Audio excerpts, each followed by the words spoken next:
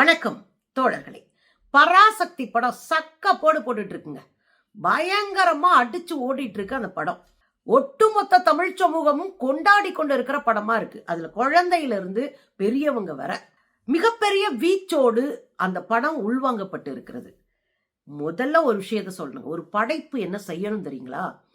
எந்த நோக்கத்தோடு அந்த படைப்பு படைக்கப்பட்டதோ, எந்த உணர்வை அது பிரதிபலிக்கிறதோ அந்த உணர்வை கடத்தணும். அதை பார்க்கிறவனுக்கும் அந்த உணர்வு வரணும். அப்பதான் அந்த படம் ஜெயிக்குதுன்னு அர்த்தம்.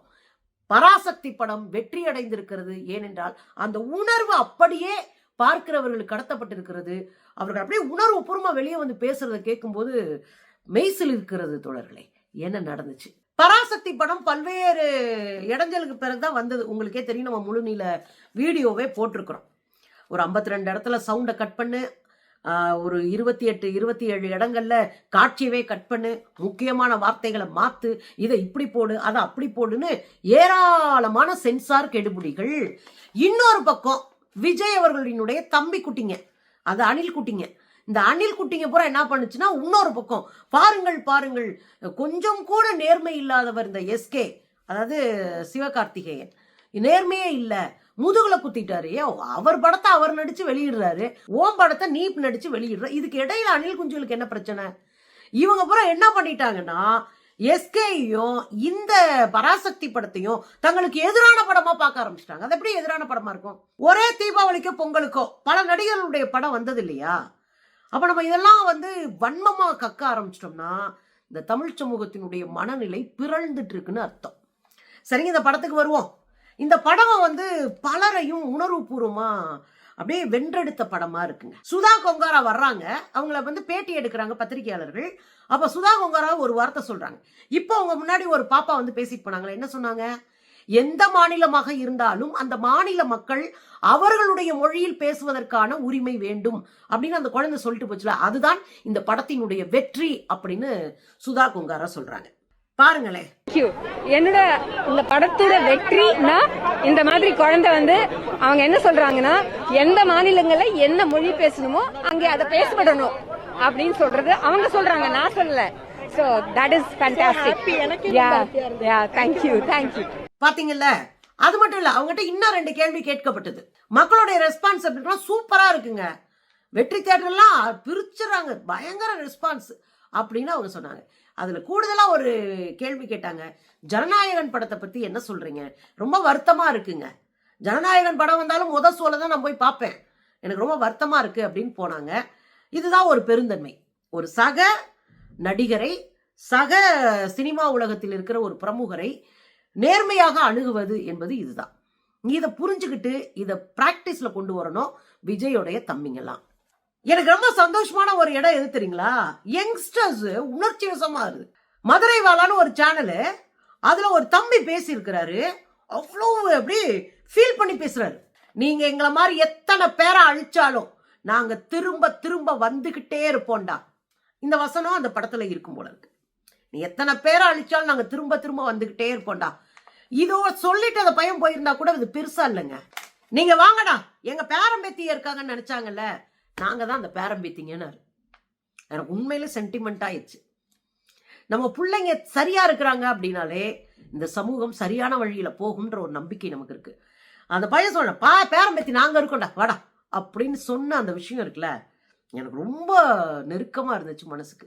பாருங்களேன். நீங்க வாங்கடா, எங்க பேரம்பேத்தி இருக்காங்கடா, யாரு அங்க, இதெல்லாம் தெரியணும். அரசியல்ல இன்னைக்கு இவர் வராரு, இவர் செய்ய போறாரு அப்படின்னு யோசிக்கிறத காட்டிலும் அரசியல்னா என்ன, அது எங்க இருந்து ஆரம்பிச்சிச்சு, எங்க வரைக்கும் நம்மளை இழுத்துக்கிட்டே வருது. இந்த பராசக்தி படம் வந்துச்சுல்ல, இந்த பராசக்தி வந்ததுல இன்னொரு விளைவு நடந்திருக்கு. இந்த படத்தை ஒட்டி பேரலா இன்னொரு வேலையும் நடந்துகிட்டே இருக்கு. என்ன வேலை?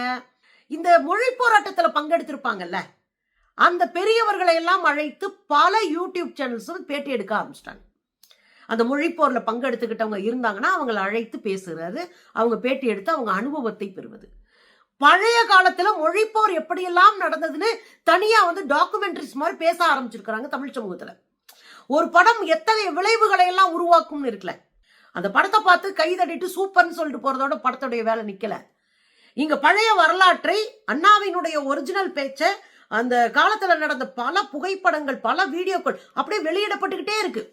இன்னொரு பக்கம் இந்த போராட்டத்திலே தங்களை முன்னிறுத்திய போராளிகளை பேட்டி காண்றாங்க. அப்படி ஒரு பேட்டி தான் தற்செயலா நான் பார்க்க நேர்ந்தது. ஐயா கோடிக்கால் ஷேக் அப்துல்லா அப்படின்னு ஒருத்தருடைய பேட்டிய, ஐயாவுடைய பேட்டிய தண்டோரா தமிழன் சேனல எடுத்து போட்டிருக்கிறாங்க. அவரை பேட்டி எடுத்து போட்டிருக்காங்க. ஷேக் அப்துல்லா ஐயாவை பேட்டி எடுத்து போட்டிருக்கிறாங்க. கேட்கும் போதே எனக்கு அந்த காலத்திலே போன மாதிரி இருந்தது. ஒரு 20 வயசு அவருக்கு, மொழி போராட்டத்துல பங்கெடுக்கிறாரு. அவரை பிடிச்சிட்டாங்க போலீஸ், கொண்டு போய் இதுல நீதிமன்றத்துல நிறுத்துறாங்க. நீதிமன்றத்துல ஐயா நிக்கிறாரு. அந்த ஜட்ஜு பார்த்து கேட்கிறாரு, இங்க பாருங்க ஐயா, நீங்க மன்னிப்பு கேட்டால் விடுதலை செஞ்சிடறேன் அப்படின்றாரு. ஐயா மொழி போராட்டத்துல கலந்துகிட்டாரு. அப்ப அவரை கைது செய்திருக்காங்க. நீதிமன்றத்துல நிறுத்தி ஜட்ஜி சொல்றாரு, மன்னிப்பு கேளுங்கள், நாங்க உங்களை விட்டுறோம் அப்படின்னு சொல்றாரு. உடனே இந்த ஐயாவுடைய பதில் இருக்குல்ல, உண்மையில எனக்கு கூஸ்பூம்ஸ் ஆகுச்சுங்க. அப்படியே உண்மையிலே மயிர்கூச்சரியும் அது எனக்கு உண்மையிலே அது அப்படி ரொம்ப ஃபீலா இருந்தது. அப்படியே மனசுக்கு நெருக்கமா இருந்துச்சு. எத்தனை பேரு இன்னைக்கெல்லாம் போற போக்குல இஸ்லாமியர்கள் இந்த நாட்டுக்கு அப்படின்னு எத்தனை சங்கி பயல்கள் அடிச்சுக்கிட்டும் புடிச்சுக்கிட்டும் என்னென்ன அயோக்கியத்தனம் பண்ணிட்டு தர்றானுங்க. ஆனா களத்துல நின்னு ஒரு அரசியலா செஞ்சு அடிச்சு ஆடினவங்க இஸ்லாமியர்கள். இங்க தமிழ்நாட்டுல மண்ணுரிமை போராட்டமா இருக்கட்டும், மொழி உரிமையா இருக்கட்டும், விடுதலை போராட்டமா இருக்கட்டும், இங்க இஸ்லாமியர்களுடைய பங்கு அதிகம். இந்தியா முழுக்கும் பல லட்சம் பேர் கொல்லப்பட்டாங்க. நேதாஜி படையில இஸ்லாமியர்கள் அதிகம். ஐயா கப்பலோட்டிய தமிழன் சிதம்பரனார் அவர்கள் கப்பலை விடும்போது அது பணத்தை அள்ளி கொடுத்தவர்கள் இஸ்லாமியர்கள். ஐயா நேதாஜி சுபாஷ் சந்திர போஸ் அவர்கள் சிங்கப்பூரை கைப்பற்றின பிறகு தன் சொத்தை முழுவதையும் விட்டு இருந்தாங்க, நீங்க சிங்கப்பூரை ஆளுங்க, அதன் மூலமா தமிழர்களுக்கு வாய்ப்பு உண்டாகட்டும் அப்படின்னு சொன்னவங்க முஸ்லிம்ங்க. முதல் இந்திய விடுதலை போராட்டத்தை முதல்ல தலைமையேற்று நடத்துறவர் பகதூர் ஷா. அவர் முகலாய சாம்ராஜ்யத்தினுடைய கடைசி மன்னன். அவர் இஸ்லாமியர், படுகொலை செய்யப்பட்டாங்க. இவ்வளவு வரலாறு இருக்குங்க. கோடிக்கால் ஐயா ஷேக் அப்துல்லா பேச்சு ரொம்ப சென்டிமெண்டா இருந்துச்சு. அதுக்கு அவர் என்ன பதில் சொன்னாருன்னு தான் இது முக்கியங்க. போய் நிப்பாட்டிட்டாங்க, மன்னிப்பு கேட்டா உன்னை விட்டுருவேன்னு சொல்லியாச்சு. அதுக்கு அவர் என்ன பதில் சொன்னார் தெரியுங்களா? அறிஞ்சு தெரிஞ்சு உணர்ந்து இந்த போராட்டத்தில் பங்கேற்றேன். நல்லா தெரிஞ்சு அறிஞ்சிட்டு நீங்க எல்லாம் கைது பண்ணுவேன்னு புரிஞ்சுக்கிட்டு தாண்டா அந்த போராட்டத்திலே நான் நின்று அப்படியே ஜட்ஜம்மா பார்த்தாங்களாம். அப்படியே எவ்வளவு பெரிய வேலைங்க, எவ்வளவு பெரிய உணர்வுபூர்வமான போராட்டம். ஏன்னா ஒரு மன்னிப்பு கேட்டா விட்டுருவேன்னு சொன்னா 10 தடவை மன்னிப்பு பண்ணுங்க பாஜக காரனுங்க. ஆனா நெஞ்ச நிமித்தி நான் தெரிஞ்சுதான் செஞ்சேன் அப்படின்னு அந்த ஐயா சொன்னார் பாருங்க. நம்ம எப்படிப்பட்ட தலைமுறைகளுக்கு வாரிசு பாருங்களேன்.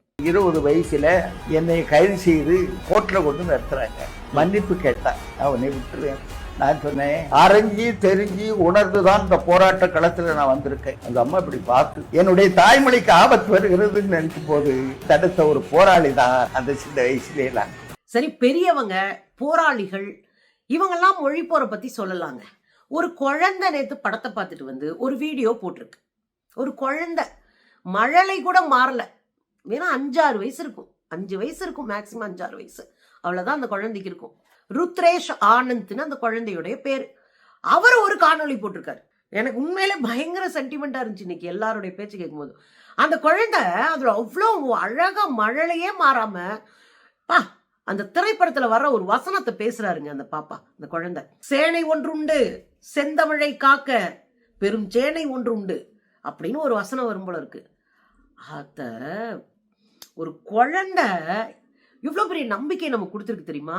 ஏய், நாங்க செத்துருவோம், என் தலைமுறை உங்களுக்கு எதிராக நிற்கும் அப்படின்னு நம்ம சொல்றோம்ல மேடையில, அதை நேரடியா நான் உணர்ந்த இடங்க.